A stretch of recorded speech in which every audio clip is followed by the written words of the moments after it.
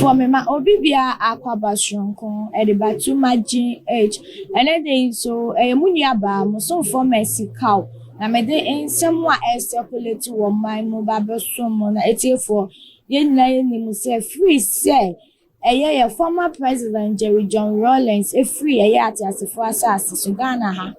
ni din de tuntwaye na eye amanyoko MPP ni NDC so si ye nyina ni tuemu a yetumi wo se o ma twen pa afa eye ni mu na ni nyina ne se ekoba se papa yi free mu no MPP flag bearer what so His Excellence Nana Addo Dankwa no what the betu just say we die state barrier wo su say Ghana fo ni na na ye ne won say anu achi no amanyoko NDC so wo secretary general secretary Mr. Johnson esiedu inketia so the betu just say we there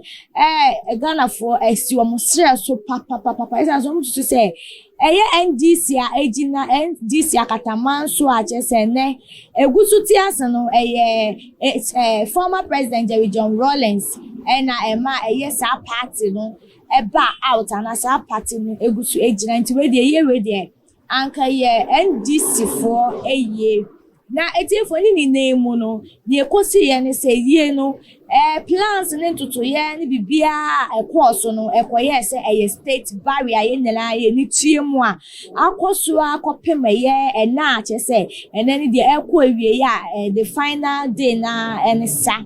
na etiefo ni abepie mu ene se ye interview bia ekoso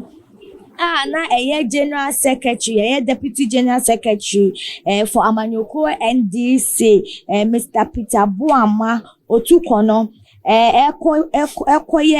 wo Joy News nsemu a wodi tu jan say we die kai state barrier pan we die ankoye is alleged say ankoye na wo tutu se anka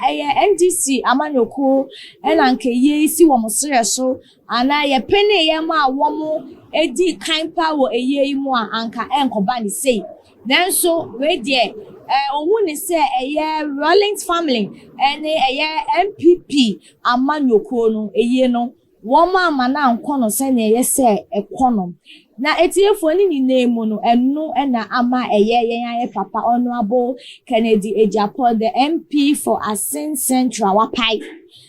ontin no ho ase wedwa keke na ne nsem o de betu dwane say there be say NDC for kasa pa de anom ye ungrateful ankasa na che say pa na mo mpe ya Amanyoko NDC etiefo fanche Amanyoko MPP and the flag bearer His Excellence Nana Addo Dankwa say wo bi say o mo say ye no informusu e won wo anything we ya wo say aye poorness no wenye facade ankoye na himfa na no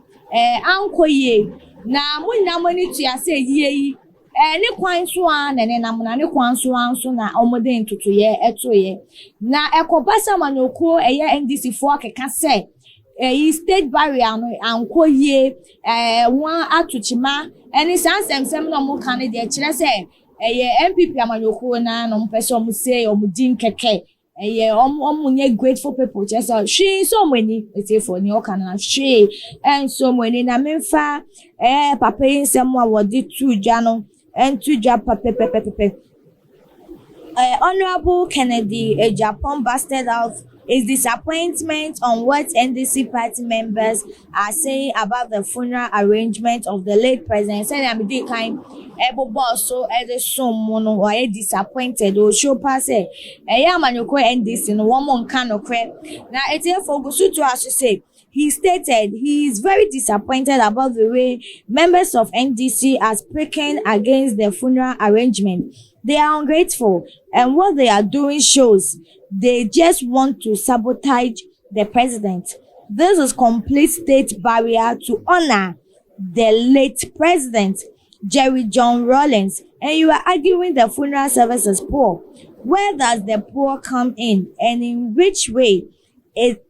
looks poor? They are talking without any good reasons, which doesn't show respect. Etefo, wo susu sɛ ɛyɛ amanyɔkuo, ɛyɛ NDC no, wɔn kasa a wɔn no kora wɔn nim mbotaeɛ a wɔn de kasa. Na sɛ nea wɔn akɔ no yi nso no, akɔyɛ sɛ wɔn mbu ɔmanpanin a wɔte so, na wɔn mbu ɛyɛ amanyɔkuo, ɛyɛ NDC nso wɔn dwumadi a wɔn di. Na etiefo mo ma yɛn show si yɛwɔ Ghana ha yie we start yɛn nyina yɛwɔ ha yɛ megidi sɛ dondo na wɔ TV no wohwɛ yie na ankɔ yie sɛ na yɛ amanyɔkɔ NDC for ka no ana sɛ wohwɛ a ɛkɔ yie na just that akɔyɛ opposition party no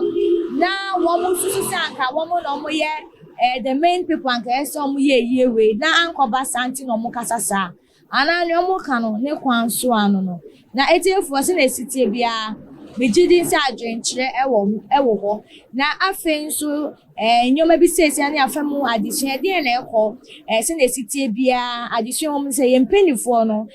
omotena bia ono omotena eso omo se one day bi say se na ye papa ye free mu yi one day bi say so ebetumi abapie mu amomomu bia nti so omotena wona won mfa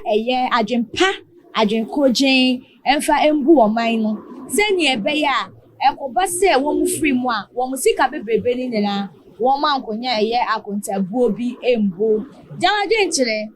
me ye den ya emrekọ ese me di musi wo mo dia drop comment no to comment section of me afa subscribe to my GH if you dey kese se na me di dwumede bi atomo a amonu mu wa na wonsa etumi akabi na wetumi achewadwen na we like share e promote to my GH MSC cow moso for ba kope na me di nkita won ye beso mu ana me di mo besi that's na ye besa ehia makawa mu